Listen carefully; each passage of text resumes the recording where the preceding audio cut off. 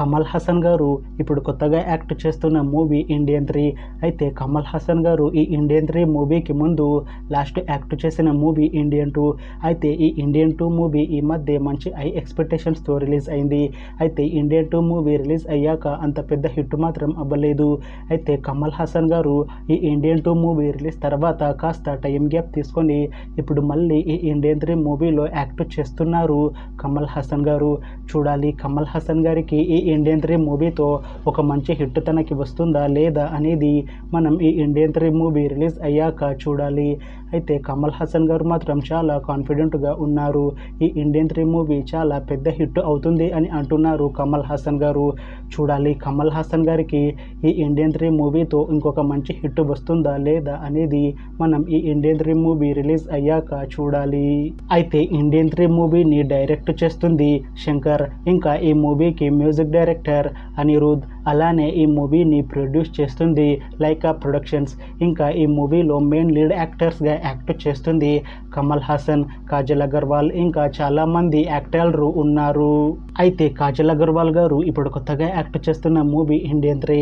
అయితే కాజల్ అగర్వాల్ గారు ఈ ఇండియన్ 3 మూవీకి ముందు లాస్ట్ యాక్ట్ చేసిన మూవీ సత్యభామ.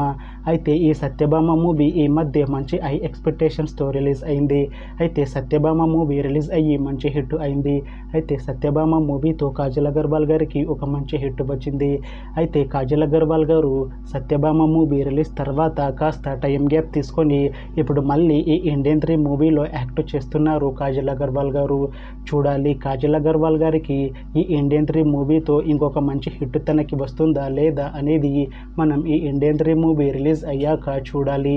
అయితే కాజల్ అగర్వాల్ గారు మాత్రం చాలా కాన్ఫిడెంట్గా ఉన్నారు.